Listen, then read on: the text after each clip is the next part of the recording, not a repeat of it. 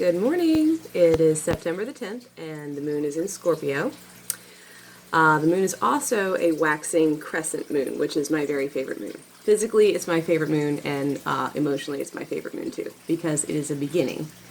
And I actually found out, reading about moon symbolism, that I was born under a waxing crescent moon.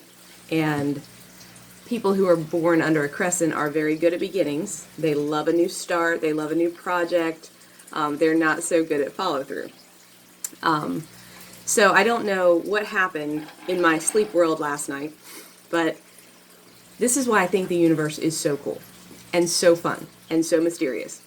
For the last couple of weeks, I've been really angsty, just unsettled, not sleeping well. A lot of deep, dark emotions are surfacing, and really, honestly, a lot of that was external influences coming into my world, but it also was internal things also. So I don't know what happened, but last night I slept like the dead, and when I woke up, I had an absolute knowing that everything is okay.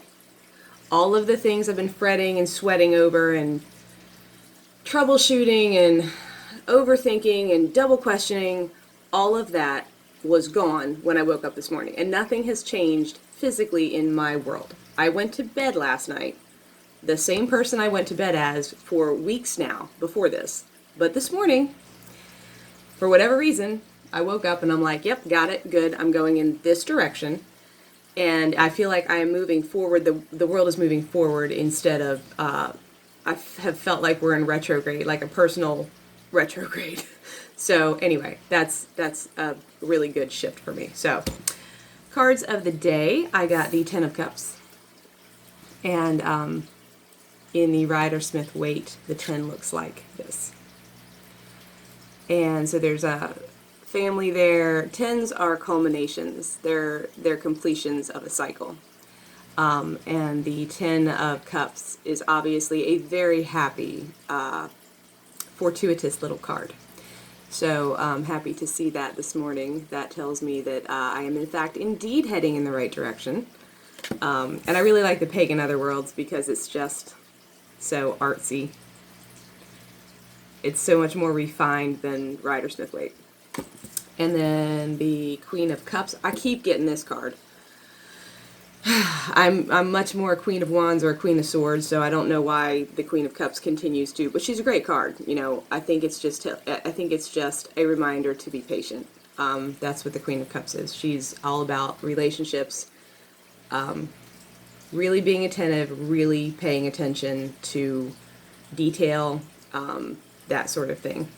Because I tend to just flit all about. But so here is the Queen of Cups in Rider-Smith weight, and I've mentioned before that cup in her lap is about the best cup in the entire deck. So in the suit of cups, the Queen is actually probably a more accomplished energy than the King is, which is unusual.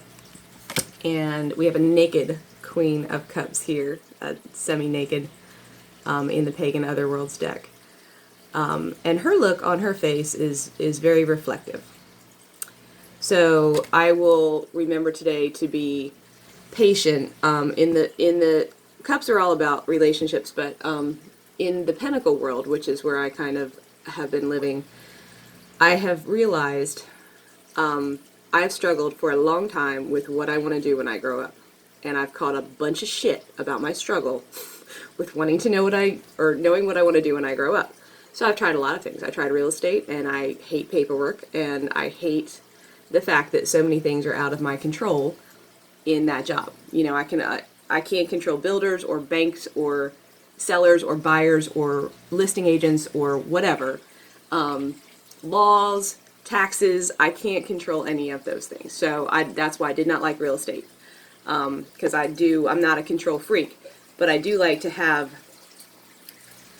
some semblance of direction in my job, and real estate is all over the place. Realtors, like, my hat's off to you, can't do it, could not do it, would not ever want to do it again, even though I made more money that year than any job I've ever had. The money is not worth it.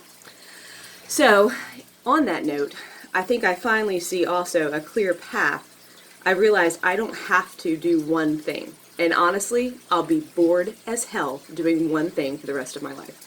So I know what I want to do is on this farm, and I know there's a lot of things that I can do on this farm.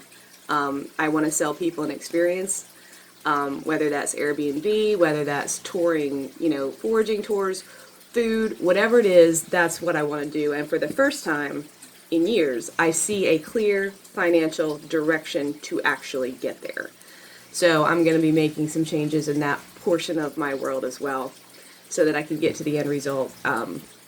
And I'm going to be, like a Jane of all trades. That's what I want to do. But I now have a clear path, and I'm excited about that. So the last card I got today was the waxing quarter moon. And it sounds weird because that looks like half, and that's what the quarter is. It is a half moon. And that card tells me that something is growing. That the quarter moon, the waxing quarter moon, is often looked at as, so from the new moon to the crescent moon, and the crescent moon to the quarter moon, that's a growth period. It's like a planning period. And here at the quarter moon is when things go into action, when you actually start taking action towards those great, exciting plans. We have to have action behind what we're planning to have it come to fruition. So, and I'm going in that direction too. And so this is all in all a very positive read. And for whatever reason, it is a bowl of cherries in my world right now. And I don't know why that happened. And that's what makes life hard and fun and hard.